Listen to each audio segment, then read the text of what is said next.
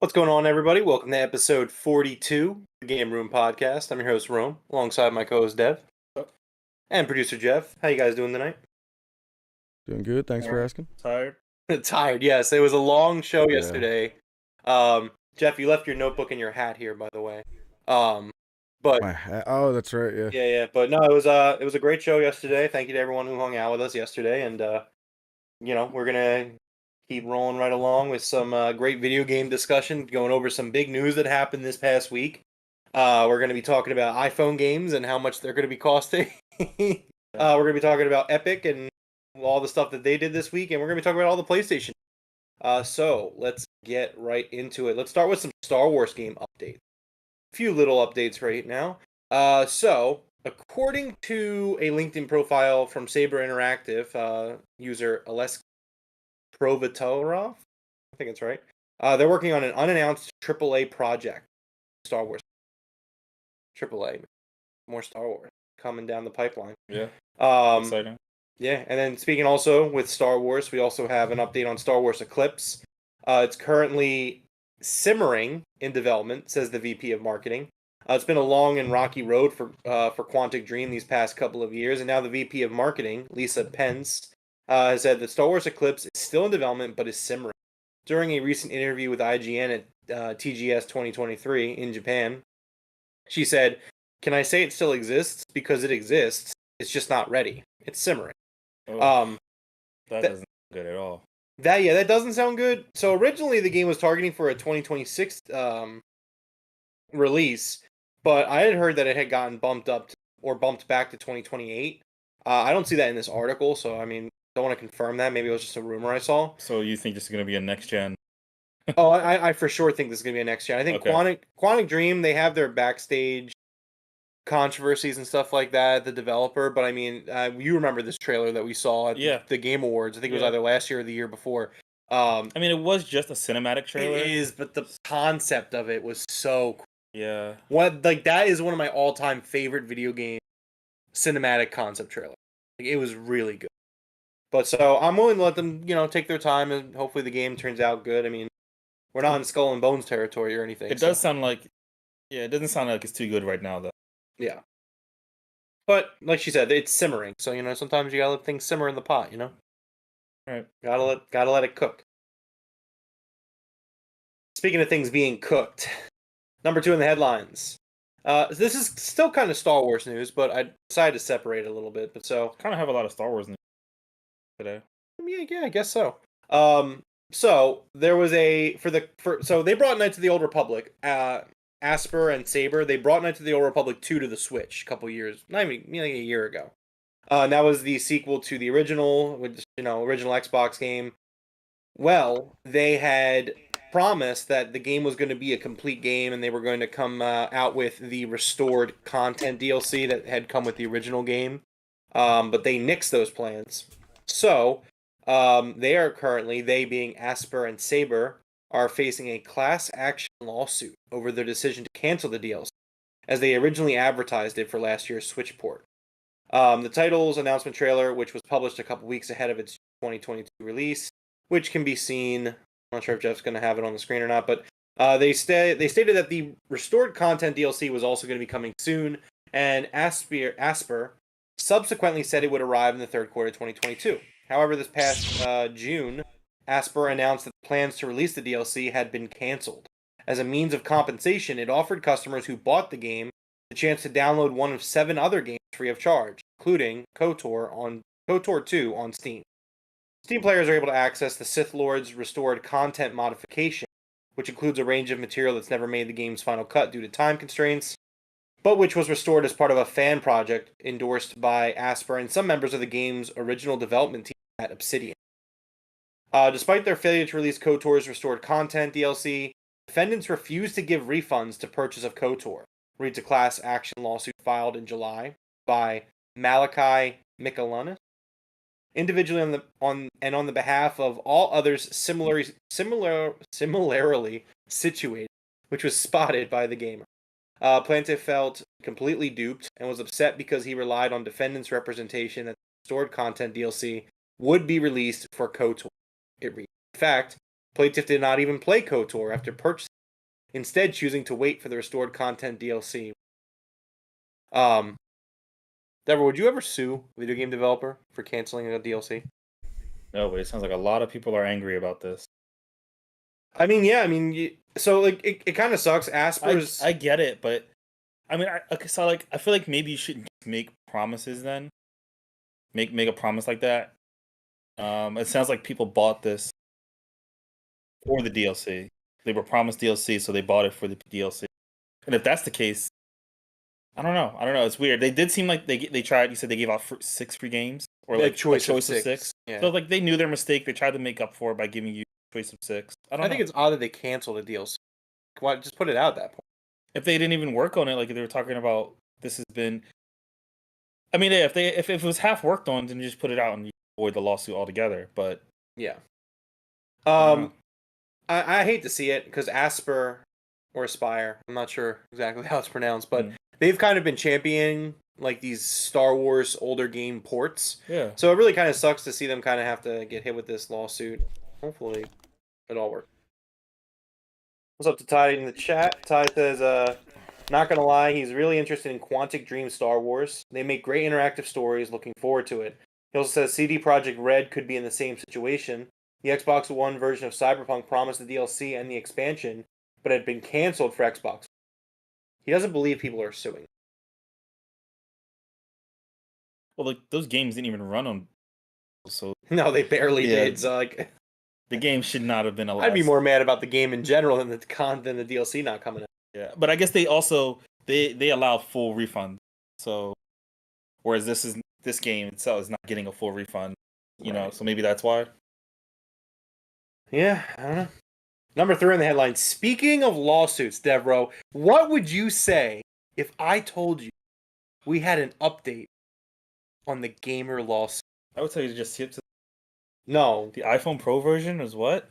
No, the gamer lawsuit is still ongoing. I thought it was over. The story that will not die. So basically, the gamers have gone to the courts and they are asking. So on Friday, a lawyer representing the group of gamers part of the suit in the federal court to block the deal pressed federal district judge Jacqueline Scott Corley to compel Microsoft to produce any communication it has had with tech pundit and occasional consultant Florian Mueller. Now, Florian Mueller, obviously, we've referenced a lot here on the podcast. He did a phenomenal job covering the entire case. Most of the content that we talked about here was via him. Great source, great follow on Twitter. Interesting too, very smart guy. Basically, asked the judge to make Microsoft reveal this. Judge Corley, of course, denied the request, saying the information sought is not relevant to any claim or defense in the lawsuit. Mueller has made no secret that Microsoft should be able to buy Activision. He's been very for the deal closing. Mueller went on to Axios reached out to comment. He said, "I never tweeted for hire." I think it's hilarious that the gamers, like, you can tell, like, maybe these are like real just guys on the internet because they're just like this Mueller guy tweeting all this stuff. We have to stop him. He must be working with Microsoft. But so that's the gamer lawsuit. Do you think that this is the last we'll hear of the gamer lawsuit? I really hope. I really hope. Well, maybe not. Number 4. Might get a lawsuit from this next topic. Number 4 on the headline. Deborah, would you pay $60 for a AAA game released on your phone? I wouldn't even contemplate it. Well, do I have a tale for you? The iPhone 15 Pro version of the Resident Evil 4 remake will cost $60 American dollars. You can shove that iPhone 15 Pro up your cornhole. Apple has revealed its latest iPhone models earlier this month, stated that they were making gaming a priority on the device. One of the first games that got announced was the Resident Evil 4 remake, and it will be priced at, that's pretty much it. It's priced at $60. It's crazy. So, like, I would never, no matter how good phones get, I don't think I'm ever going to buy a $60 game on my phone. But the game does, like, the iPhone 15 Pro played at like. So like here's my thing, right? And maybe and like when this story happened, and I was like, maybe am I out of touch? So that's what I'm glad that I'm not. I think you're not. It's not that you're out of touch. You're just talking to three guys who are old, who are not part of the generation that use their phones. So like my thought process is right. It's the same thing with Alan Wake too. Like there is no chance that I'm spending $60. Oh no, we're not at all. Yeah, but, no, yeah, I get that. But we're slowly moving out of their target demographic. Their target demographic are playing games on their phone. I guess so, but like at that point, just buy a I mean, like the game is still available everywhere else. Yeah, like, no, if you I don't get want it that, on your but phone, buy it somewhere else. Who the That's hell the is thing. buying it? Like I get it, but I it's think kids. But like, yeah, it's gonna be kids. Do you guys insane. Do you guys remember the Diablo Immortal debacle where they were like, "Do you guys not have phones?" Yeah, yeah. Like, guys listen, not have North phones? America is not into it as much as the rest of the world is. Yeah, Like, but we are getting there closer. Like all my little cousins play shooters on their phone. I don't know, like Yeah, really but how good much are at they it, but paying on for those? oh no, those shooters are free to play. But it's like if you're getting to the point where hey, the game's gonna run on your phone, no issues.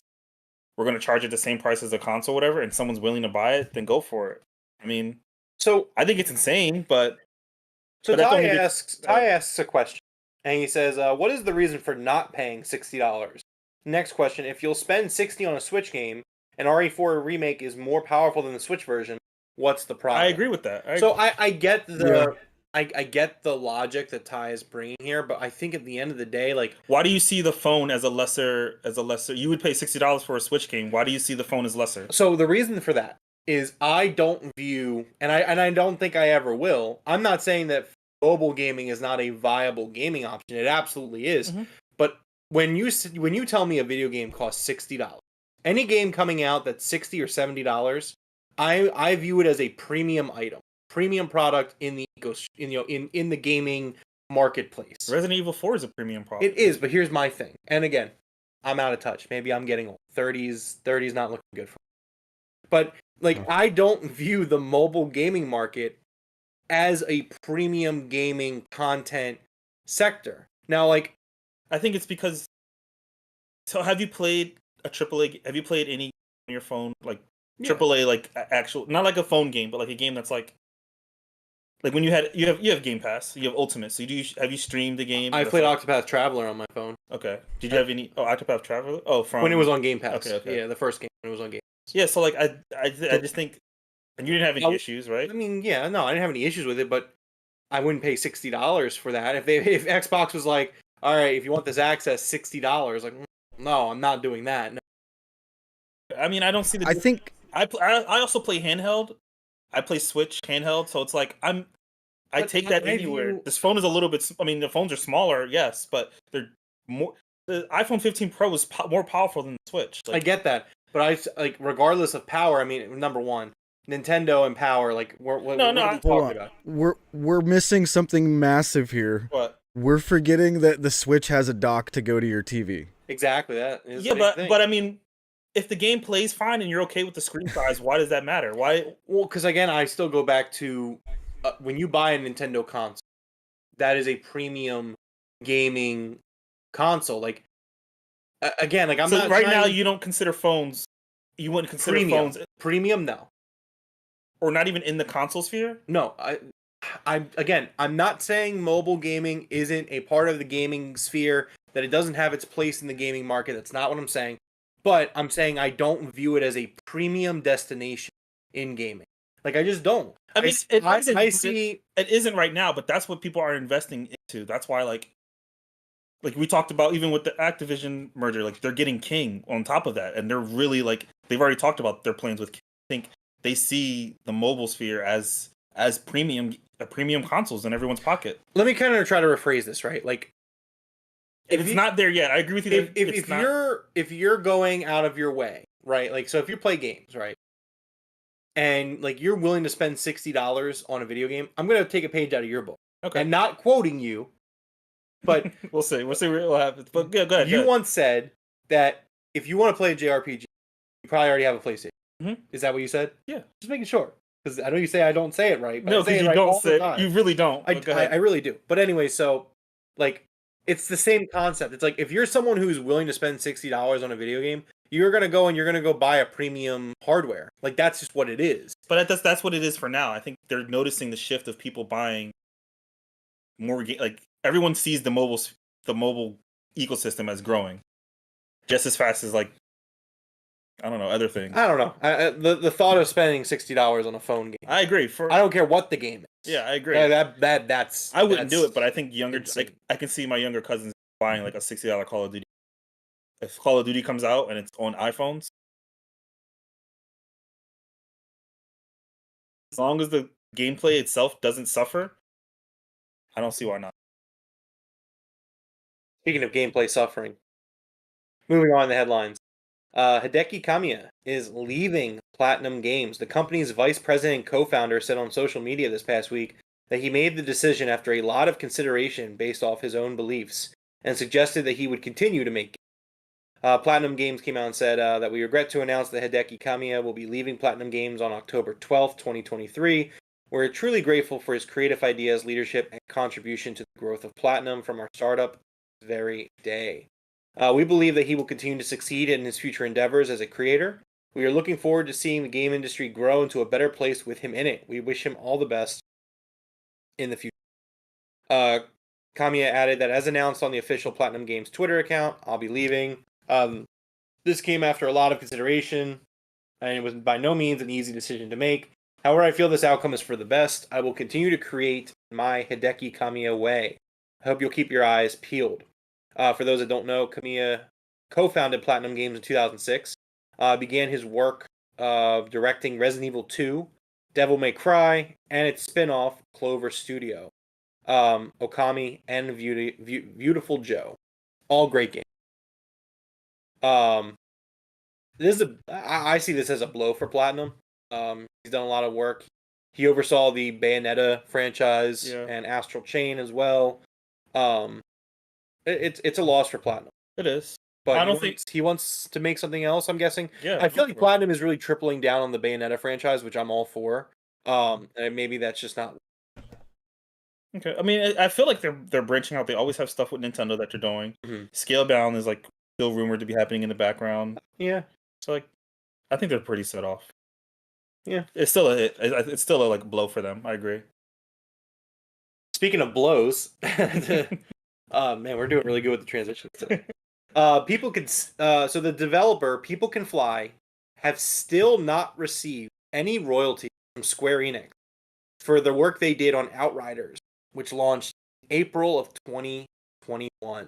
Yeah, I remember that whole thing was weird because they also didn't announce how much the game made, and so Square doesn't. I mean, People Can Fly doesn't even know how much they should be getting. It's like a really weird thing that Square Enix is hiding. Yeah, that's just another bad look for this ongoing saga of 2023. That is like, man, Square Enix not doing great. Pay developers. They made the game. Yeah, no, I Pay agree. them. It got Game Pass money too, because that game is on Game Pass. Yeah, maybe those are your developers. It might be. I don't know. A lawsuit. just put it up with the lawsuit. We're gonna do a lawsuit episode for the podcast. Top 10 lawsuits 2023. Hell yeah, man! I'm all about it. Speaking of things I'm all about, Don't Nod's new game, Banisher's Ghost of New Eden. Well, I am very down for the game itself. Actually, you know what? I'm down for the delay too. It's been delayed to February. The studio behind Life is Strange revealed this action RPG, Banisher's Ghosts of New Eden, during the Game Awards last year. Earlier this year in June, Don't Nod announced Banishers will be released in November, but the studio has now announced that they are delaying the game to February 13th of 2024. As for why, Don't Nod CEO Oscar Gilbert made a very, very correct statement. He said that the team is aiming for a less saturated period of video game release. Yeah, That's why. He's like, there's a lot of shit coming out. Yeah, I'm glad that's the reason, because the game looks really good. It really does. I'm so relieved that this game is going to get pushed to February, a time where like I don't know what else is really coming out in February. Too. Oh wait, no, I think probably. Regardless, this is a game that it's less crowded than right now. It's much less crowded. There is a lot of stuff coming out, and like this is a new IP you're pushing. You're putting a lot of effort into it. Yeah. push it back. And you know what? They'll get to work on it. They'll polish it up a little bit. Game will be better for it. But yeah, I'm excited for this game. Keep an eye on. You were so upset when Alan Wake got pushed back. But this year, like, you know what? Yeah, you know what? Push it back to February. No. See, that's different. And I was upset because there was a reason. Like they said that they weren't putting out a physical copy. One of the reasons was so that way they could get the game into gamers' hands faster. Yeah. And then you delay because you're afraid of sales. That's why I'm upset. I'm not upset because you're pushing a game back to not get. You're allowed to smoked. be afraid of sales. Yeah, you are. You are allowed to be afraid of sales. Yeah. That was what I said. So like, let them push it back. They didn't push it back. But They pushed it back. But they didn't push it back 2 weeks, right? But they couldn't push it back for a physical copy. Sure, that takes longer than. It takes like a month. Print some CDs in a warehouse. Stop it. Done it. Yeah, once or twice. Okay. Apparently more than Remedy does these days. Number 8. Because I don't have a transition, the streak's broken. Yep. Speaking of CDs. Okay, speaking of wasting money, no, actually, you need to say this because I don't think physical copies are a waste of money. You say wasting. I don't know money. You don't think? I mean, I guess if you're a small developer, you don't think the FTC is? Oh, you don't think physical media? That's not what I said at all. What? What? That's not what I said at all. No, I. The FTC decides to further use taxpayer money by continuing their appeal of the Activision Blizzard acquisition. Now, here's the funny thing: the appeal, the hearing's not going to go down until like the end of the year. But the deal will have closed by then, and there's nothing they will be able to do about it. So they're just like, hey, like let's just. It's going to be a short. It'll be like they'll say what they got to say, and then they'll be dismissed from the courtroom. Like, they're going to be like, get out. Yeah, stop. Get out of here. Oh, I'm sure, Ty. I'm sure Alan Wake 2 looks great. I'm sure it's going to be a phenomenal video game. Hopefully, someday I get to play it. Play it on your iPhone 15 for $60. $60, yeah. I'll buy the digital only version on my iPhone for $60. We'll burn it onto a disc for you. Hell yeah. Is that still possible? It's mercy there. I don't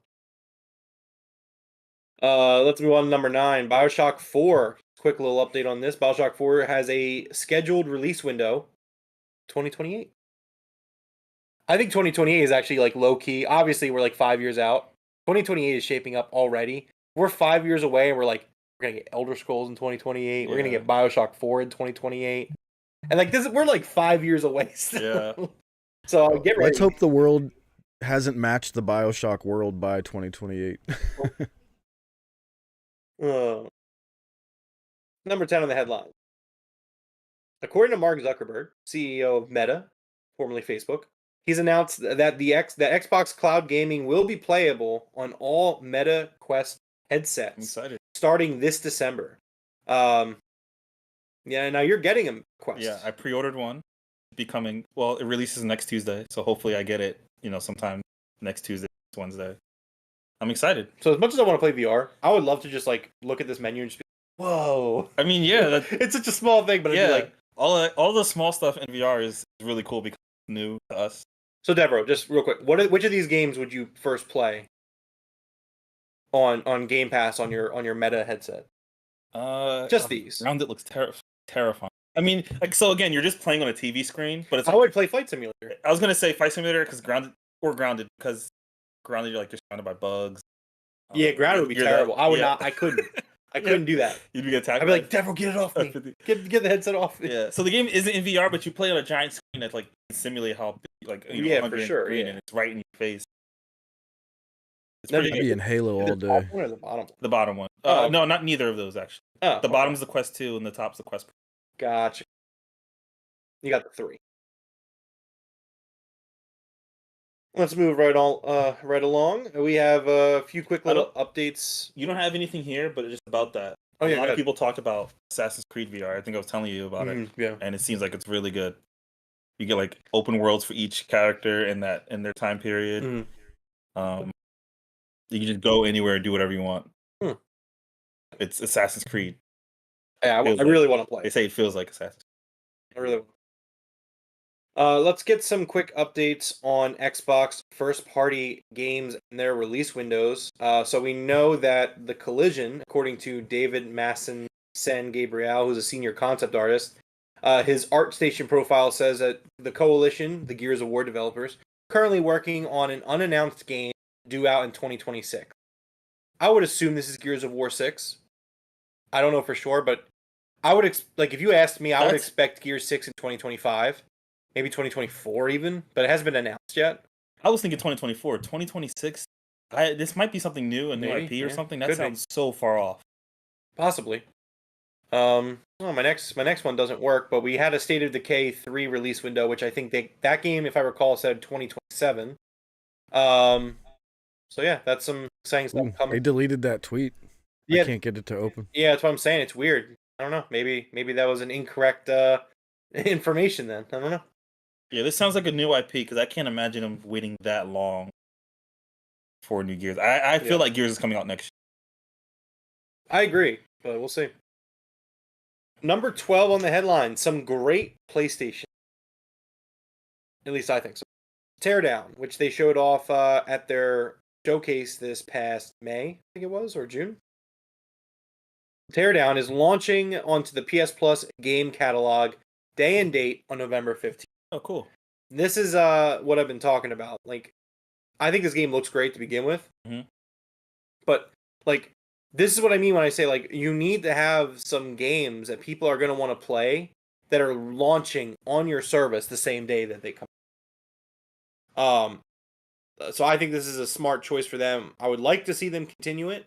I don't think they will, but I'm going to... At least not with their really big ones, you know what I mean? Like, you're not going to see Spider-Man ever on the day one. No, you're not, unfortunately. But like, at least you got to make you have to make the service somewhat enticing and worth having. So having games like this, like, keep doing that. It doesn't have to be big first party. It would be great if it was. But even these third party releases, like, there's some secret sauce that Microsoft is doing where they're able to make money still. It's impressive. I don't know. I guess people just want to sell units. Yeah. Number 13 on the headlines. Devroro. So Epic Games, they are raising the prices for Fortnite V-Bucks. The company said updated pricing will be introduced on October 27th. These adjustments are based on economic factors such as inflation, currency fluctuations, and follow similar pricing alignments recently competed in UK, Canada, and Mexico, Epic Games said. Producer Jeff is probably at this point showing the price changes on the screen. That's right here for you, Devroro, if you want to look at these changes. You know, some of the smaller V-Buck packages, only $1 difference, but then obviously you get to the higher end, goes up by. Okay. So Epic Games, they're going to be raising their prices, so they must be making some good money, right, Devroro? Of course they are. Yeah. Well, what if I told you they laid off 1,000 employees on the same day that they raised prices for their V-Bucks? Selling a whole... Doesn't this sound like another scummy company that we know of that fired a bunch of people and signed a giant $1 billion contract on the same day? You'd be correct. The scope of the layoffs per Epic involves around 830 employees. 2/3 of the cuts were teams outside of core development, while 250 people are leaving the company as a result of divestitures from both Super Awesome and Bandcamp. Yeah, it's just all around terrible news, laying off employees the same day that, like, and that's 16% of their staff. Like, that's a sizable amount. And like, I actually saw a tweet the other day that I thought was great, and someone was like, "Man, 2023 is such a great year for video games." And someone said, "No, it's not, because every single week we're talking about developers losing their jobs, and that alone makes it a terrible year for." And I was like, "Yeah, that's a great point." I wonder if these people the 800 people that they fired, were they all just from like the Bandcamp part? No, I think I remember when they bought Bandcamp and everyone was like, why do you need Bandcamp? Why is it, what are you getting out of Bandcamp?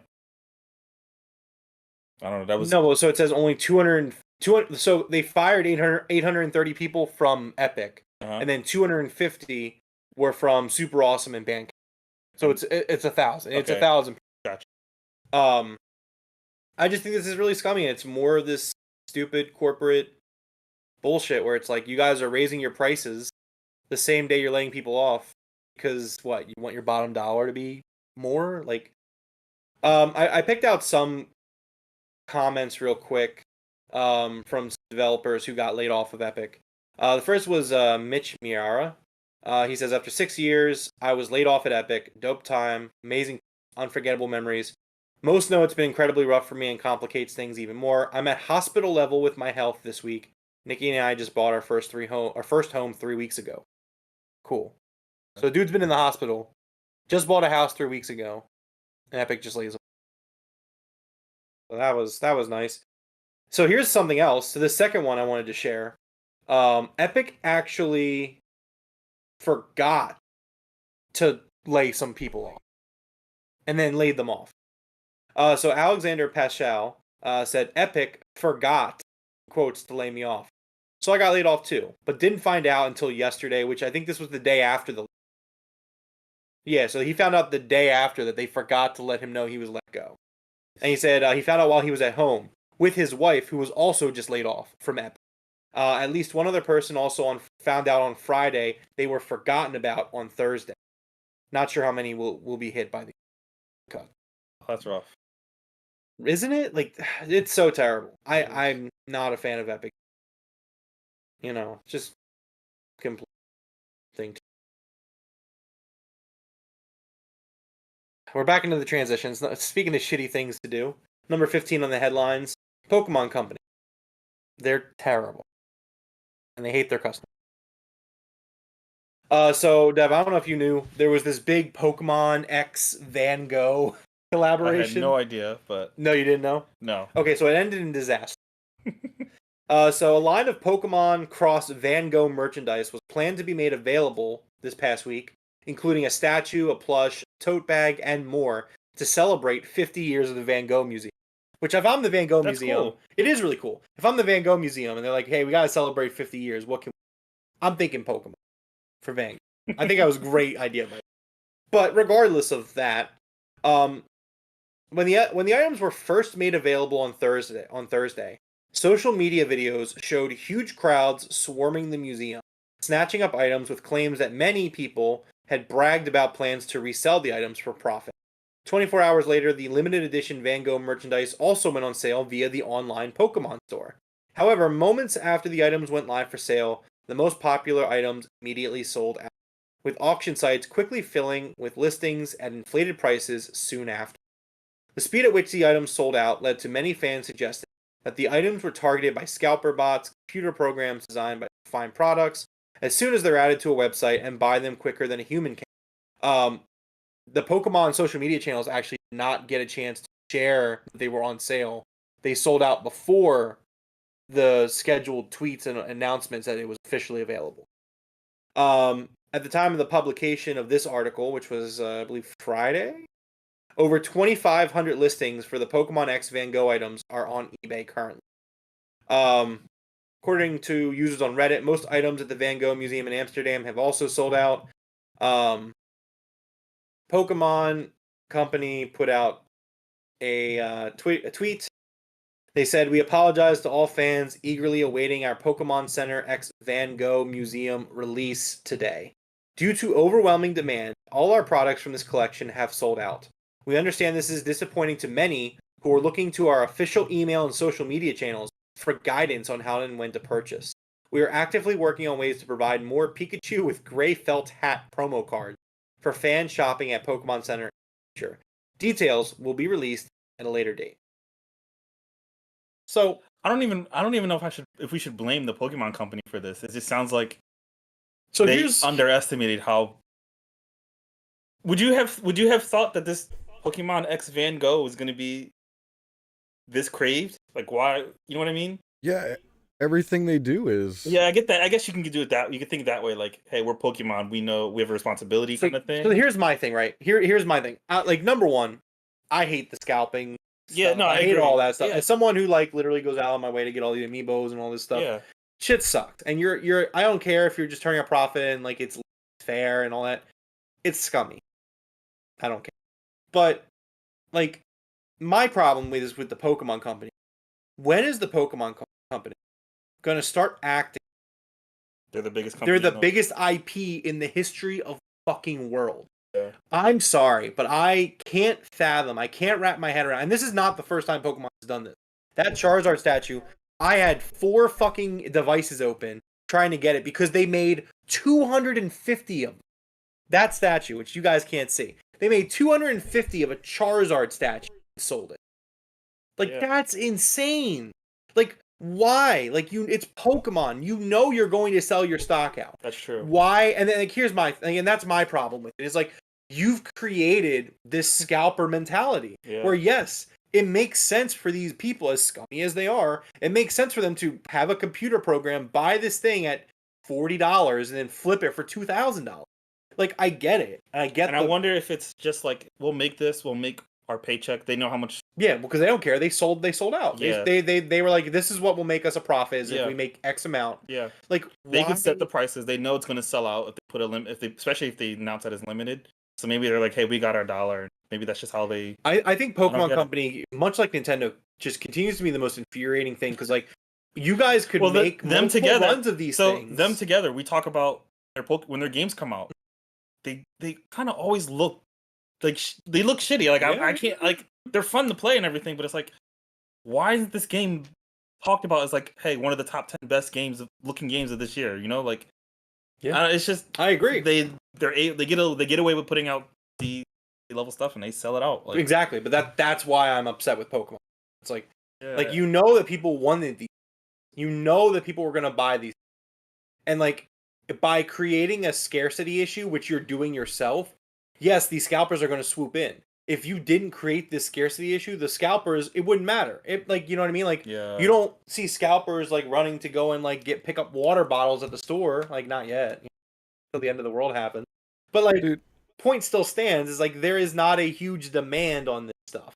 So therefore, you can just go to a store and buy it, or you can go online and buy it. Like, do that with your products. It's Pokemon. You're going to sell it. It's going to sell.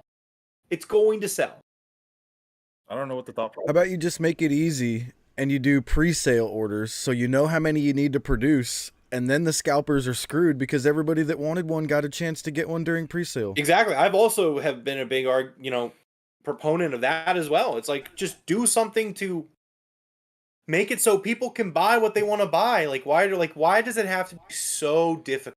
So AEW does that for those jackets and those special t-shirts, and it's brilliant. Yeah. You find out how many you need to make, and then you tell everybody, all right, it's going to show up on this day. And then the scalpers are screwed. So they really are. I don't know how many they made. Maybe they made a ridiculously low amount. But do you think there was like a conversation like, hey, we got Pikachu and a felt hat. How many should we print? Someone said, 50,000. I think 50,000 would be okay. And they do you think it was exceeded so much they were like, oh, like. Well, see, that's the thing, though. It's not just the cards. It's all of the merchandise. They had the statues, the hats, the plushes, the totes. Like, but I mean, like, let's say you couldn't print enough fucking totes. They're bags. But I'm saying, like, what if they did print like 50,000? But it's Pokemon. They should know that people want these things. Okay, so what I'm saying is, do you think make enough of them, make more of them? Like, okay, like. But how do you know? How do you sit in a boardroom and someone says, "How many of these do you think we should make?" And they go 3 million. So they don't get laughed out of the room. So listen, here's what you do. So you sell out of that initial run, right? Hey guys, stick with us. We're gonna have another run. That's what they said. No, for the cards, they're just doing a reprint of the cards. I guess none of the other stuff. Which most of the people are like, we don't care about the cards. The cards were a promo. The cards were gonna come with each purchase. It was a promotion to go with the actual merchandise. So the thing you were really supposed to be buying were the statues, the bags, and the shirts and the totes and the not shirts, but the totes, the plushes, all that stuff. That's what people wanted. That's what people are upset about missing out on. And so it's just like, okay, like, you sold out. So announce like, hey, we're going to do another run. See, Pokemon's not going to do that, though. Yeah, but to me, that's even like, I would think that you would print the most cards. I think that's what that's where your money comes from. That's what people care about. I don't think people want the merch in general. So like, look to your at what point do you say like, like, what if they printed too many shirts and this whole thing flopped and nobody wanted Pokemon? Like, I would argue that your customer base at this point, they are a rabid fan base that want to buy everything. I guess. I guess. And I'm not wrong on that. Like, no, I myself am a Pokemon diehard. Yeah, I just don't know what number you say in a boardroom when someone says how many shirts. Again, it's not about the number in the initial run. Just say, hey, how many runs are we gonna? How many runs do we need to?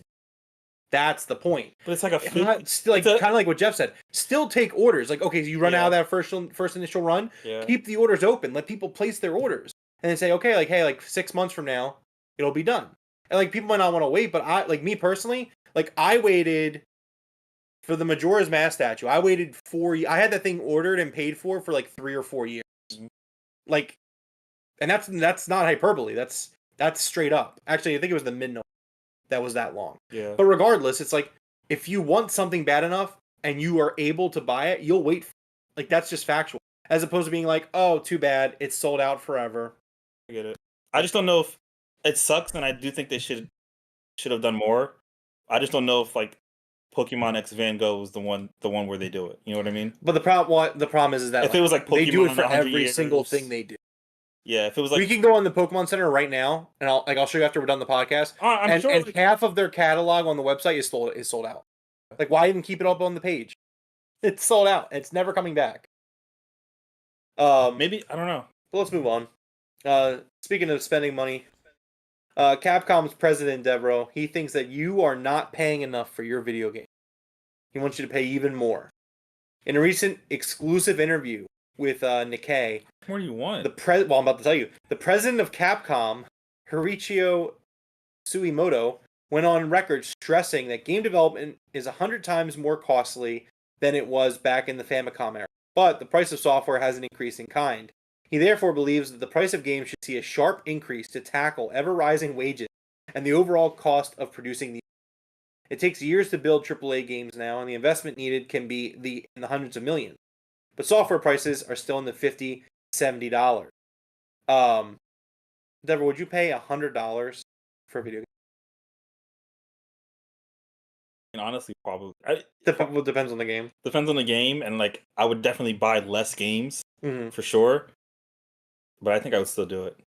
It'd be a minimum of a week after a game comes out before I even thought about it. Yeah. Yeah. I'm definitely not being their beta tester anymore, you know? Yeah. Oh, for sure. No more pre-ordering, I think. No. It'd be like, I'll get that game for that first half of the year. I mean, I don't want to be mean to Capcom. I don't know. I can't think of any Capcom games I think I would pay. Oh, yeah. Capcom specifically? I don't know. Like I can't think of any Capcom game I would be willing to pay games that year, $70. I was gonna say that if I'm paying $100, I'm spending 100 hours in that game. So, like Starfield, that's worth $100. Yeah, Tears of the Kingdom, any big open world Tears games, of the Kingdom worth $100. Yeah, like shooters, but I don't know any Capcom games. And the thing is like he's right. I was gonna say that more expensive to make. Almost my whole life, games have been $60. So I still think that. Well, no, they've started out. They were 50. They were 60. Now they're going to 70. Yeah, I remember majority of my life 60. Right, I get that. I think that you kind of have a responsibility to kind of make sure you're also not price gouging, because it is a. I agree with that. I'm not spending. I'm sure. Oh, you're right. Okay, Street Fighter is a great game. I am not spending $80, $90, $100 on a fighting game. I wouldn't say so much for Street Fighter, but Monster Hunter is definitely a 100+ hour game, and I could see that being for me. I wouldn't. I mean, of course, I know. You, but me, like, yeah. Forrest has played that game well over 100 hours. Resident Evil 4 remake. I loved Resident Evil 4 remake. I'm not spending. That is excessive. Yeah, the game rating doesn't mean anything to me when it comes to my wallet. Like, it would be how much am I going to enjoy this game and how long? You know what I mean? Like, I could care less about a rating at that point. Yeah, I would. And it's also something that you said, like, does it have to be more expensive when they're making way more digital sales than ever before? I've made that argument. Yeah, it's like, why are prices going up? I mean, you're cutting out physical media, apparently, and, like, you should be saving all this money. And if we're moving to AI stuff, and like Devroro wants, if you're firing employees to bring in the AI, that's not what I said. Like, you're just saving so much money in so many places. But yeah, no, they are saving money in so much places. Oh, so you agree? Yeah, they are making. Anyways, you heard it here first. That they're saving money in other places by firing people and bringing in AI. I mean, yeah, that's the whole point of new technology. There it is, folks. You've heard it here many times. You've heard it here first, folks. Yeah. Are there changes coming to Madden football? EA Sports Madden NFL 24 has been out for about a month. It's received mixed responses, both critically and by players, as it usually does. The game's additions, like Superstar Mode and mini games, have been well received, but for the most part, but continued issues from past installments have plagued Madden 24. That's led to meetings at EA about what exactly to do for the future of the franchise. According to multiple sources close to the matter, EA is pleased with the direction the franchise is going in. They point to the Superstar Mode as a mode to put a major focus on moving forward. What players got this year with Superstar is just the beginning of what we have planned, the source says. EA has years of plans outlined, active development to grow the mode. I would love for them to make Madden better. It's been years since they made Madden marginally better. So, I'm down for that. It's just you hear it's going to change every... The best thing that Madden's done in the last, 15 years is when they added the story mode. Because it was like, okay, well, this is something new. You're doing something new. Was it a great story mode? It was alright. But, the fact of the matter is you did something different, did something new that was, actually, unique for them. So, I don't know. I think Madden is just, it's practically the same game every year. They reuse assets. It's just the Madden Ultimate Team's money pit. Shout out to Coach Nick, who tells you how to do all that stuff with Do you think very little money. Madden would be worth it if it just updated every year instead of selling a new... Yeah, I do, actually. I think that they should... See, this is a game that should be a game service. I would not... I don't think that you should have to buy a new Madden. I think that that's highway robbery. Because they use the same... you can't... the game, in terms of, player movement and all that stuff, it's gotten worse. The game had better player models and stuff than in 2004. Yeah, that's... okay, the resolution's not as good, but other than resolution, you could go back and look at behind the scenes stuff for Madden 04 and the amount of mocap work that they're doing, bringing in real referees from the time to do voiceovers, all this stuff. And then we get to Madden of today and it's what happened? You guys just stop trying. Yeah, I do think it's only a matter of time. All sports become live pay yearly. See, I don't think they're going to do that. They're going to keep wanting to sell those copies every year. That's why they're not going to. But I mean, you could just put a $60 price tag on the new update. Yeah, but I don't know. I think they just want to sell separate because here's the thing. I mean, I'm not... Jeff, does the Madden Ultimate Team stuff, that doesn't carry over, right? All that stuff you buy? It doesn't, right? I have no idea. We'd have to ask Coach. Wish he was here. Okay. Yeah, Jeff, see if you can add him in the Discord real quick and ask him so we can get a clarification. I see what you're saying. They may want to resell. Yeah, they might want to resell the same stuff, okay. Right? Yeah. But we'll move on. Phil Spencer has said that Xbox games will never be exclusive to Game Pass as a platform. He said this in an interview with Japanese publication Game Watch. He said, "No, that's not it. What we want to offer is choice. Xbox isn't just about Game Pass. The real success of Xbox is that more people play Xbox, whether it's console, PC, cloud, or on other consoles. We want to grow the community that plays Xbox. I have no intention of doing anything that would hinder." So I actually like this, that he's kind of that's a... So the same way where Netflix has, Netflix their own TV shows and services have their own thing now. I can see in the future, maybe when Phil Spencer is no longer in charge, that's a no-brainer to put exclusives on that service. But especially because they're definitely moving towards software, not out of the box here, but away from it. Right. Next up on the headlines, I got some information real quick on the Stardew Valley update. Update 1.6 will include a new major festival, as well as 2 new mini ones, more than 100 new lines of dialogue, new late-game content which expands on each of the skill areas, Joja alternatives, and for some endgame quests, new items, crafting recipes, winter outfits for villagers, a new review reward for billboard requests, and more. This is all according to Barone's sneak peek, which also reveals that PC players will get support for 8-player multiplayer. It is crazy to me how much content they're releasing for Stardew Valley this late into its life. There's a lot of content. It is a lot of content. I mean, I'm surprised he's still working on it this hard while he's working on the whole the Haunted Chocolatier. Yeah. The wife is a huge Stardew Valley fan. She's just like, I can't wait. This is such great content coming to the game. Yeah. Awesome.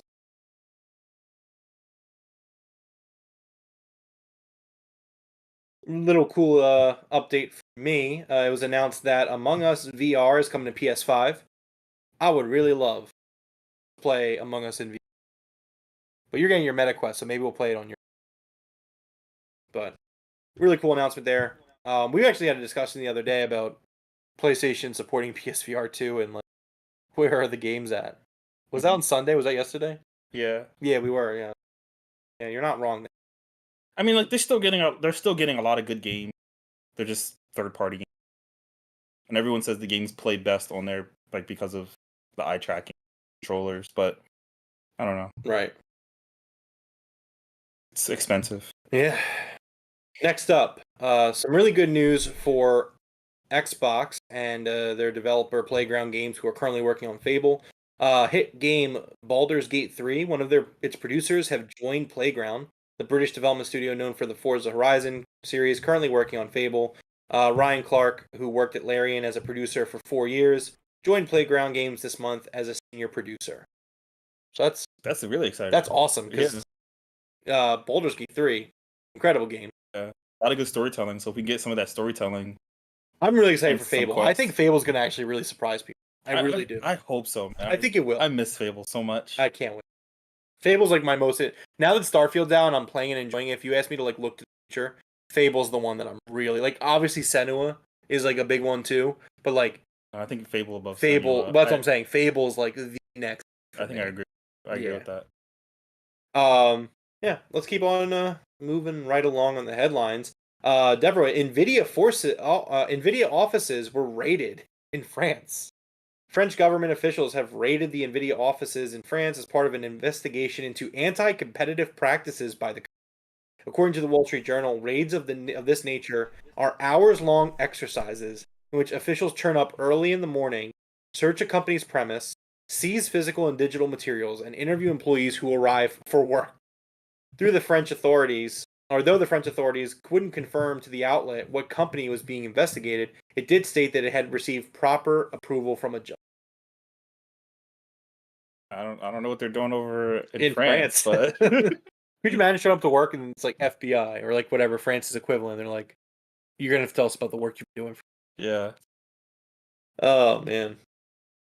Devroro, we talk so much about Elder Scrolls.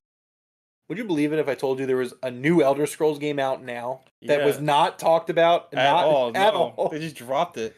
Well, Bethesda has released a new Elder Scrolls, but they didn't say anything about it. So this was reported on September 29th, which was Sunday. So, yeah, which was... I'm looking at October. Sorry. So, Friday. So, last Friday, somebody stumbled by accident on the mobile games market the Elder Scrolls Castle, a game in early access that has been developed and released by Bethesda Softworks LLC on the Google Play Store. From early impressions handed down by those who have access to it, it's essentially Fallout Shelter set in the Elder Scrolls universe. Still sounds... Which, yeah, if you're going to do something mobile sphere from Bethesda, like that's what you want. Because Fallout Shelter is very good.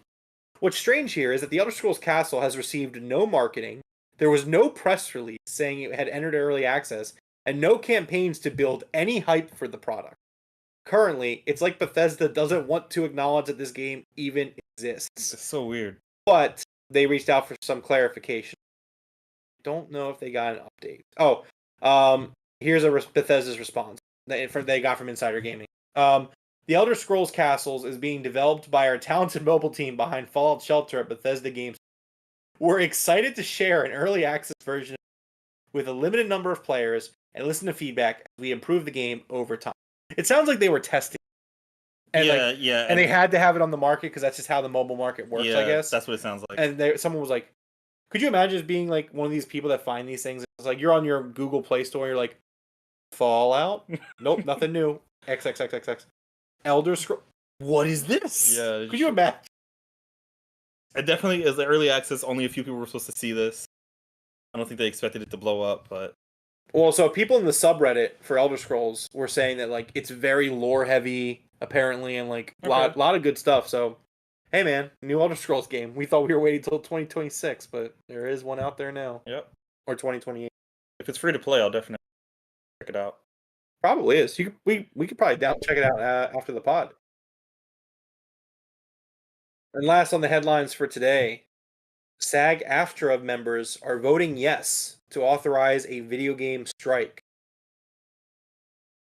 SAG-AFTRA union members have voted yes to authorize the strike. It did so with a 98.72% vote in favor of authorizing a strike on the interactive media agreement that its members work in the games industry.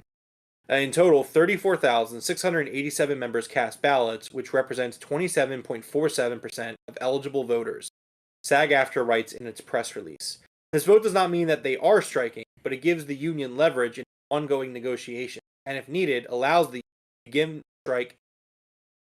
The union hopes this strike authorization will work as added leverage, compelling the companies it is bargaining with to make significant movement on critical issues where they are still far apart.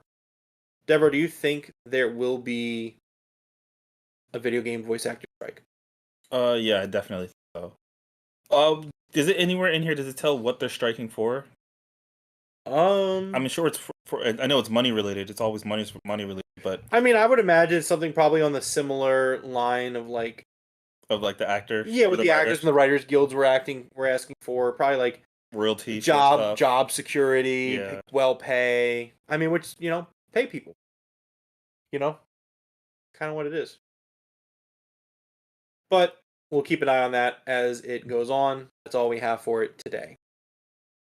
Now, before we get into the topic of the show, which is some big PlayStation headlines, let's run through the game releases of the week. Devroro, it is October. We are officially in big game release season. Yeah. We got some big releases this week. Start out. But let's run through all of it. Coming out this week for the week of October 2nd. First up, Bilkin's Folly for the PS5, PS4, Switch, and PC comes out today on October 2nd with a price tag of $20. Oh, Ty says AI and finances are the big thing. Makes sense. Get rid of AI. No AI. Okay. No, I'm saying that's what they're asking for. I mean, but okay. What do you mean? What am I wrong? They're like, oh no, they don't want AI taking their job. No, they're okay with it. They like. Anyway, it's that's a dumb solution. That's what they're asking for. I'm just telling you what they're asking for. I'm just saying. And you're like, oh, okay. I'm just saying it's a dumb solution. Okay, I didn't make it up. I'm sorry. Just because someone asks for something, you don't give someone just because they're asking for something. I'm just reporting the. Oh, that's what you're doing? Okay. I was the one that said it. All right. What do you mean? God, this guy just wants people to lose their jobs over here. He's just like, you better not defend people and their jobs. You can defend it. It's just how far do you take how far are you going to defend a losing battle? I mean, I'm not buying Alan Wake 2, so what does that tell you? You're going to stick it to them. Damn right I will. No, I'm aware of what I'm aware. I know what I do. As long as you know. I am. Disgaea 7, Vows of the Virtueless, comes out PS5, PS4, Switch, PC October 3rd for $60. Scorn makes its PS5 debut on October 3rd for $50. That game looks disgusting. It's been on Xbox for a little while. Blossom Tales 2, The Minotaur Prince, comes out on Xbox Series and Xbox One on October 4th for $15. I'm sorry. Silent Hope comes out on October 3rd as well for $36 on Switch and PC. Assassin's Creed Mirage comes out on October 5th for PlayStation 5, Xbox Series, PS4, and PC with a nice price tag of $50. That they could have went 60 or 70. That's cool. Front Mission 2 Remake comes out on Switch on October 5th for $35. My Little Universe, Switch and PC on October 5th for $15. The Dark Pictures Anthology Little Hope, which came out on other consoles 2 years ago, comes out on Switch on October 5th for $20. Wargroove 2 comes out on Switch and PC on October 5th for $16. Borderlands 3 has a Switch port coming out October 6th for $60. Dever, you're a big Borderlands fan. Would you pay $60 for a Switch port at this point of? No, not at all. A lot. Not on my iPhone 15, not on my Switch. Detective Pikachu Returns comes out on Switch on October 6th for $50. And NHL 2024 comes out on PS5, Xbox Series, PS4, Xbox One on October 6th with the typical mid-gen or generation price cut of $70, $60. What is your pick of the week? And tell me why it's Assassin's Creed Mirage. Yeah, I mean, yeah, that's what it is. I'm excited. So I'm going to be buying Assassin's Creed Mirage. That is going to be a game that I'm going to be purchasing. Still working through Starfield, so I'm not going to be playing it this week. But yeah, that's my pick for the week, and that's your pick as well. OG Assassin's Creed is back, and I'm so pumped for it. So, producer Jeff, what is your pick for the week? I don't think I really have one. None of these are seem to be up my alley this week. Okay. Well, as long as it's not Detective Pikachu Returns, because that game looks extremely big. I'm rolling the B-roll for NHL 2024. I love sports games, so like maybe. Yeah, okay. It just go with that. This doesn't look. It's not blowing me away. I'll tell you that much. I haven't played a hockey game in Blades of Steel. You remember that game? Yeah, I do remember that. I haven't played a hockey game in like 15. I have to assume the NHL game probably goes the same way as Madden, where it's probably the same. I mean, I'm looking at the B-roll. It doesn't look too bad in terms of gameplay. I mean, I guess. Yeah, but it looks like just a hockey game. Yeah, it looks exactly like what you'd expect. Yeah. All right, that's the game releases for the week. Let's get into the topic of the show. Devroro, PlayStation had a hell of a week. Now, there was a lot of good news, too. Some stuff had to get cut off the HUD. The good news had to get cut? Well, no, not really. So, well, okay, it was a small story, but I guess I'll say it then. PlayStation is offering a really cool bundle. If you buy a PS5, you get a free first-party. So, it's a really cool deal. I think the Xbox is doing the same thing, though. Like, are they? Yeah. Both systems are, if you buy it, you get a free. Cool, very cool. However, PlayStation did have a bit of a rough week. First up, we got Star Wars Knights of the Old Republic, which was obviously the original was on the Xbox exclusively, but a remake was announced to be exclusive to PlayStation. Billed as a collaboration between developer Aspyr Media and production partners Lucasfilm and Sony Interactive Entertainment, the game was announced as a timed PS5 console exclusive during a PlayStation Showcase event in September 2021. However, it was recently noticed that the tweet from the main PlayStation Twitter account announcing the game had been deleted, while the title's reveal trailer had been made private on YouTube. This has caused speculation that the game, which was also announced for PC and expected to release on Xbox Series at some point, could be the latest casualty of restructuring efforts, as Aspyr's parent company is Embracer, which we've talked about weekly in terms of their layoffs. So it's taken down. Using the Wayback Machine, someone's like, you can see the tweet did in fact exist. I find that really funny. So there's not a good look, obviously, which is a big bummer.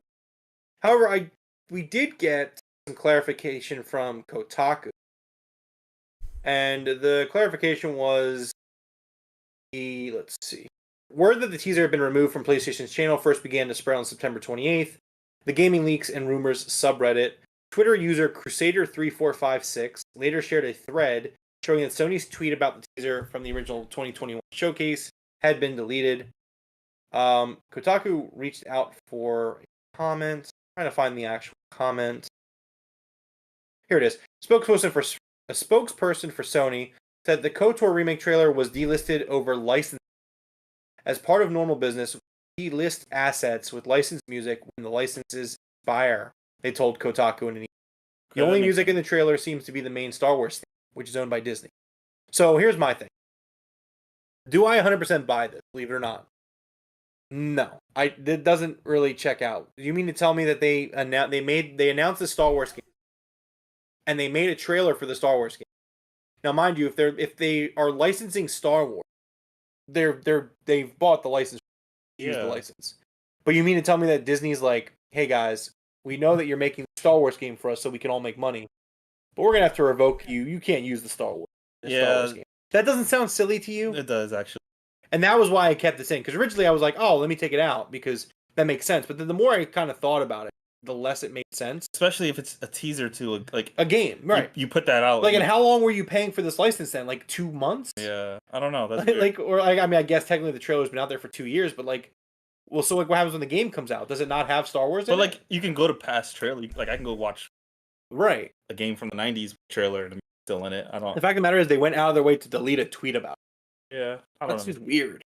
I don't know. We'll have to keep an eye on it, but however, PlayStation's week continued ever. According, This one I didn't.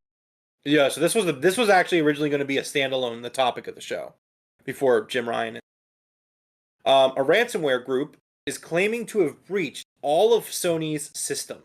While its claims remain unverified, Cybersecurity Connect reports that the relative ransomware newcomer has racked up an impressive amount of victims since bursting out on the scene last month. The group is called ransomed.vc. They say we have successfully compromised all of Sony's systems, the group claims, on both the clear and dark nets. We won't ransom them. We will sell the data. Due to Sony not wanting to pay, data is for sale.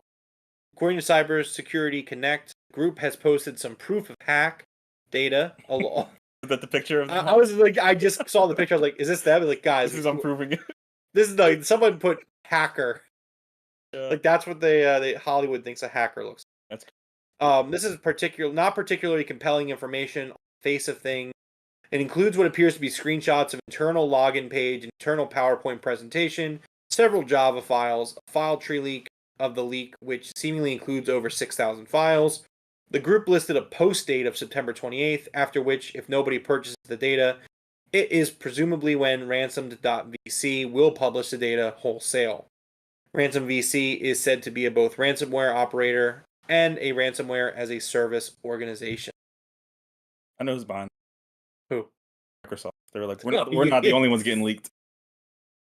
So Sony is launching an investigation, as you would expect. Yeah, of course. Let's see. In a statement issued to IGN, Sony said, "We are currently investigating the situation, and we have no further comment at this time." So Deborah, do you think this is real? I mean, I guess they have proof. It could just be bluffing, trying to get money out of it. So to give us $6 billion. Yeah. And then they get the file back, and it's like, sucker.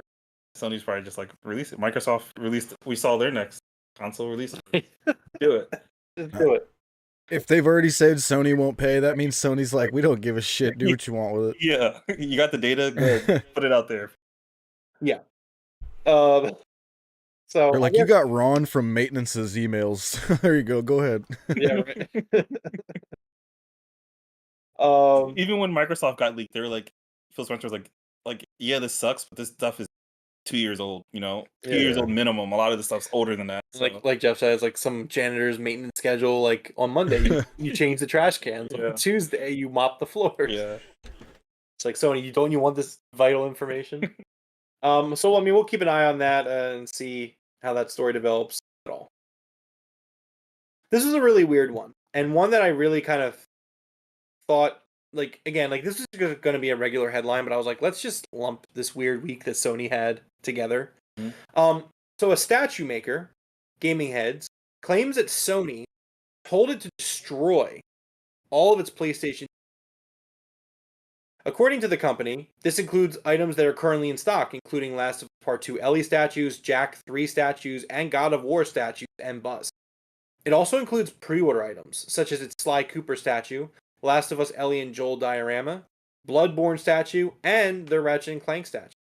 An open letter posted on the company's Twitter account suggests the decision was made by Sony, but it doesn't explain why it made it. So weird. It also name-checks PlayStation's group manager of commercial partnerships, Judy Ward, gives out her email address and tells pre-order customers to contact her about your now canceled order, payments, refunds, and etc. and what they will do for you. So mind you, this company, they aren't refunding canceled pre-orders. They're telling you need to email this person at Sony and get your refund. Something must have happened behind closed doors. I don't understand why. So how are we supposed to get our 9 inches of Venom? 19 inches of Venom. So the company goes on to say, we have worked with PlayStation for more than 10 years to bring you some of the best video game collectibles and have been trying hard to get them to change their mind, the statement claims. They know you have paid your hard-earned money for items that are ready to ship to you or that are in production. But unfortunately, after doing all that we can, they have told us not to ship your orders to you.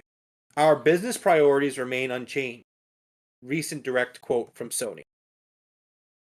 It also tells pre-order customers that Sony has already received royalty payments from you on your orders that Sony PlayStation now wants us to destroy and not ship to you. It adds, "We remember PlayStation's old tagline that they are for the players. Given their recent decision that they know adversely affects those in the collecting community willing to spend more on PlayStation merchandise than an actual console, we are now not so sure. It should be noted that Sony has not yet delivered their side of the story, and such it's not clear why they ended the partnership." Some customers have reacted with anger, directing at Gaming Heads itself, particularly its apparent attempt to direct customers to Sony for a potential refund. Quote, "When I pre-ordered the Joel and Ellie statue, that was a transaction with Gaming Heads, not Sony," one customer replied.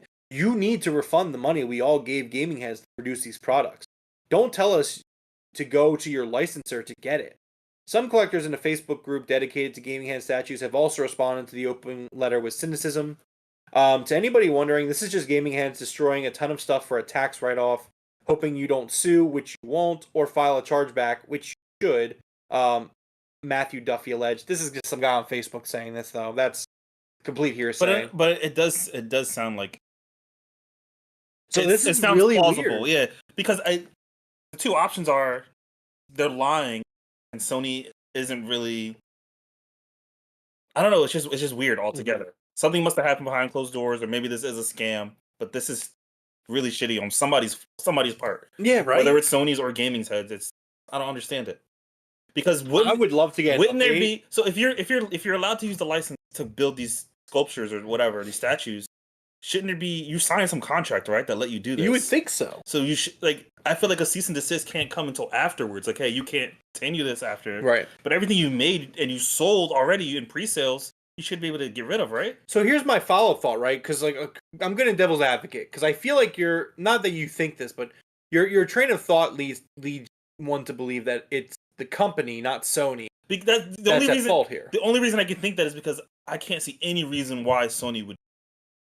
You know what I mean? So I can see why Gaming Head would do it. Like I said, it's a scam. But what does Sony get out of this or not get out of this by canceling? You know what I mean? Like, that's so weird. What I would say, and my counterpoint, unless Gaming Heads is planning to just suddenly go out of business and cash out, would you really ruin one of probably your most lucrative contracts? Like, again, they've been making PlayStation merchandise for 10 years. Yeah, I don't know. As a company, are you really just going to be like, you're right. Screw this? We're getting now. We're cashing out our chips right now, and like you could continue to make PlayStation merchandise for the next 20, 30 years, and keep making a profit.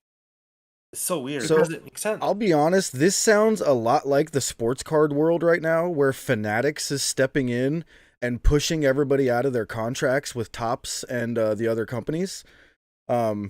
This kind of sounds like to me that there may be some big time company coming around that we don't know about yet, who is making some like backroom deals with them, and they're gonna announce soon that there's a new company making their statues. I can see that.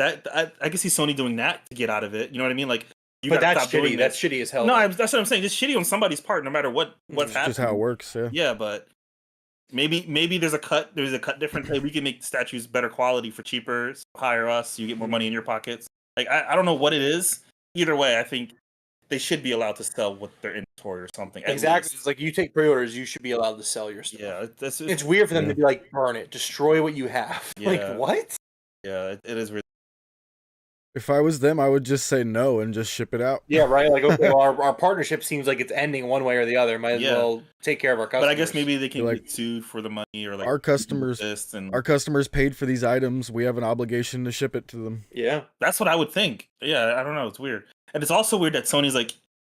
The reason I believe that it is on Sony's part is because they're paying, like, hey, contact us, we'll pay you back. That's what makes me believe. No. Gaming Heads told them to go to Sony. But you said that she put out her email address. It was like, no, hey, we'll take care of it. Gaming Heads. Oh, okay. Gave them. I thought Sony stepped in and was like, no, money. Okay. No. Sony has yet to comment on this, which is also really weird. That is. So that's I guess we'll find out what happens. We'll find out. Yeah, hopefully. All right, and then that leads us to our last thing that happened this week, which again, just TJ says maybe they weren't happy with the quality, but like that statue you showed, you was should that still fulfill. Yeah, that was one of theirs, and that's not I don't bad. know. I don't. So that's where I disagree. I don't know if you should fulfill something if it comes out shitty. I know that's something like Nintendo wouldn't put out a product with their name on it if it's gonna I guess my point is like, okay, well then why hasn't Sony coming out and saying it. Yeah, Sony should I have agree got with ahead that, of but they this. should immediately come out and be like, the product wasn't up to our specifications. Done deal. Yeah, right. Like at that point, then yeah, Sony can sue them or whatever they need to do to get their money back or whatever's going on with that and get refunds. Yeah. But it also if they've been working with Sony for 10 years, I'm sure they have a history of like selling quality products. You know what I mean? Right. It's just so weird. Like again, nothing about it makes sense. Anyways, our last thing for the day. PlayStation boss Jim Ryan is stepping down as CEO of PlayStation. This is the following is a press release. Sony Group Corporation and Sony Interactive Entertainment today announced that the SIE president and CEO Jim Ryan has made the decision to retire in March 2024 after almost 30 years with the PlayStation business. To support Mr. Ryan in this transition, Sony Group Corporation president, COO, and CFO Hiroki Toki will assume the role of chairman of SIE effective October 2023. Effective April 1st, birthday, 2024, Mr. Totoki will be appointed interim CEO of SIE while he continues his current role at Sony Group Corporation. Mr. Totoki will work closely with Sony Group Corporation Chairman and CEO Kenshiro Yoshida and the management team of SIE to help define the next chapter of PlayStation's future, including the succession of the SIE CEO role. This was pretty crazy kind of come out. Obviously PlayStation has been very successful with him there.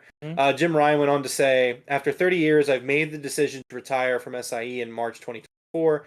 I've relished the opportunity to have a job I love in a very special company, working with great people and incredible partners, but I found it increasingly difficult to reconcile living in Europe and working in North America. I will leave having been privileged to work on products that have touched millions of lives across the world. PlayStation will always be part of my life. I feel more optimistic than ever about the future of SIE. I want to thank Yoshida-san for placing so much trust in me and being an incredible, sensitive, and supportive leader. So yeah, that Jim Ryan will be stepping down. I know there's controversy behind it, but it does feel like which we will talk about. Yeah, but it does feel like this is like he worked there for 30 years. I just saw that. Great. He's been there for 30 years and like he had a role in making PlayStation as successful as it is. For sure. And I don't know, it seems like it's a good, like it doesn't seem toxic at all. He doesn't want to leave. You know what I mean? One of the reasons.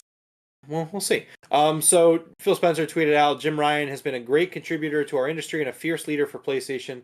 I wish him the best in what he does next. Thank you for all you've done for the community over the last 30 years. And then, Jeff, if you can show the first image, which Devroro and I saw when I opened up the tweet. Yeah, it is freaking hilarious. And Gaz is really funny. I actually subscribe to Gaz. His shit posting is really fun. Yeah, man. So I kind of wanted to like end the show with a discussion about Jim Ryan retiring and if we think that there's more to it. So Sony is reportedly uncomfortable about outgoing PlayStation boss Jim Ryan's pivot to games as a service. According to Bloomberg's Jason Schreier, who reported yesterday that even Bungie's expertise has not yet been able to turn PlayStation Studios into a service factory.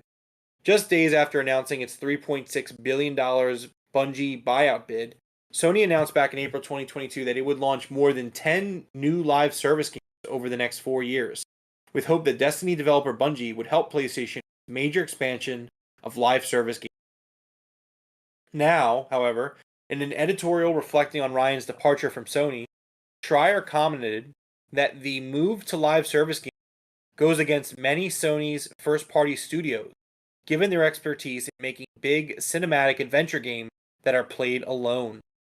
Schreier then pointed to Anthem as an infamous example of what happens when studios make a drastic pivot from a familiar genre to something brand new, and suggested that this bet on multiplayer game may not pay off the way Ryan and his team had once hoped. This article ends up by hinting that insiders are worried about the company's lack of coherent vision. So, Deborah, obviously, we have different stances on games as a service, and how good they can be and what they can do for games. PlayStation and Jim Ryan clearly had this vision to release, 10 in the next 4 years as of last year, which is insane. It's not happening. Like, no. I would be shocked if these 10 games all come out. I agree. Can't put out. It's hard to put out, 10 not like regular, like non-service games in 4 years for sure. Like, it's insane. Yeah, so I mean, I just think it's... And then you got the people, you're forcing developers who don't want to work on that. I feel like if you're going to make a live service game can be good, but it has to be people who are passionate about what they're making. Bungie is passionate about what they do, so I can see them not slipping up on their next live service game. But like forcing a company that does, single player titles into something like, I don't know. Yeah, I think it's a rough move. So like, I'm going to ask you, and like, obviously Jim Ryan's like, oh, like he did say, he's like, look, right now I spend 2 weeks in Japan, a week in North America, or no, it was like 2 weeks in North America, a week in Japan, then I get to go home to London for a week. And it's like, that's obviously being away from home 3 weeks out of a month, every month. That's terrible. It's like, but do you think that Jim Ryan was possibly forced out of his position at Sony? Just given the fact that, the company itself is worried about where the company was headed, and now there's this concern about a lack of coherent vision. Like, yeah, do you think that plays a role? Like, I'm asking you, do you think Jim Ryan was forced out, or do you think that like this was something where he was like, you know what, it's been a great run, and I'm done, but they would have let him stay if he wanted. Maybe they I could see them pushing on him, like, hey, we're really pushing these live service games. We need this. I don't know. I don't think he was, or maybe we don't want the live service games, but I don't think he was pushed out. Like, huh? It could have been a little bit. He also could have been one to leave. He was there for 30 years. Like, I don't know.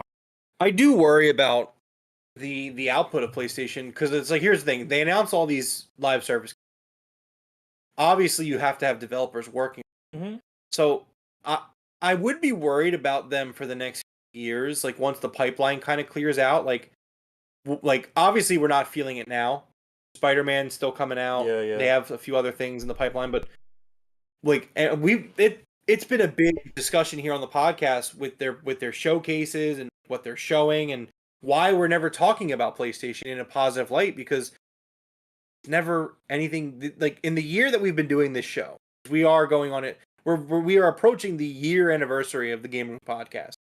Even not counting before you joined. Mm-hmm. Like, there just has not been a lot of PlayStation news to talk about in a positive light, and it's just factual. I personally feel concerned for them in terms of a software pipeline. I mean, could they coast off brand name for enough years where they get it back on track? I think they can. Again, this also, they announced, hey, we want 10 live service games out in 5 years or whatever, how long it was. It's only been 1 year. You know what I mean? So it's like Sony still has their history behind it. You can still give them the benefit of the doubt, because for sure, yeah, they've always put out quality stuff. Now they're moving to something that is completely different. So like, you have to wait until at least the first non-Bungie one comes out, because I do think the next Bungie live service game is going to be good too. I forget what it's called right now. They showed the trailer for Marathon. Marathon. Yeah. But there's and I think it's a multiplayer game. Yeah, and I think that's going to be fine. Whatever the next non-Bungie one is, they're going to try to push. I guess that's like the first one you can. So Ty gives his thoughts. He says, one thing to note is there was no replacement announced. This was done all of a sudden. That's not normal. Jim has also lost the ability to make decisions effective immediately. Oh, wow. There you go. So he can't make any decisions. That's definitely like, I think so anyway. So I mean, I would like, I look at the Last of Us faction as why I would be. I think Naughty Dog is one of their best developers. I agree. And I think that the fact that this Last of Us Factions game is just going through hell right now, and it has to have tied the studio up in terms of they say now that they're working on a single player game, which I believe they are. But you got to think that like they had at one point or another they had the whole team working. So that's going to cause delays, and that's just one of their studios. So I would continue to be again. I would say wait until the game. I want to say wait until the game releases before we judge it, only because of the history. Sony, you know what I mean? Like I guess so, yeah. I think it's fair to like wait till. It is true that there was no announcement. I mean, there was no replacement announced, and it does feel sudden, I guess. But they did say they had someone they're being replaced on April 1st next year. So I don't know. Yeah, I mean, it is very uncertain. 10 live service games. It sounds ridiculous. Like it doesn't sound ridiculous. It is ridiculous. Yeah, it is ridiculous. I don't know. I think you should. Maybe they are. Maybe that's why it's taking long. It's only been a year since they made that announcement. But like, maybe they're focusing on the quality of the game. I always say that is the most important. That's how these games last. The game has to be good. Yeah. I don't know. We'll see. Yes, we will. Yeah, I guess that's a good point. Maybe these games never come out. Yeah. There's just like a gap in PlayStation games, like where like for like 2 years nothing comes out. There's like coming guys. But anyways, yeah, I mean that's pretty much it. We'll keep an eye on PlayStation in the future. I mean, it sucks to say, but I mean, hey, look, it's still an exciting month for them. Spider-Man's coming out this month. Very excited for Spider-Man 2. The game looks phenomenal. I did catch a little news story that this week was so stacked. I was like, I don't have time to put this in anywhere, but we do have a little Spider-Man story that we'll talk about next week on the show. But we'll get there. Ty says, regardless if Sony isn't happy with live service games, they do need live service games. They also need to try for 10 for sure. Not all will work, but you need one to stick. Okay. Jim Ryan is correct, says Ty. Okay. Agreed to.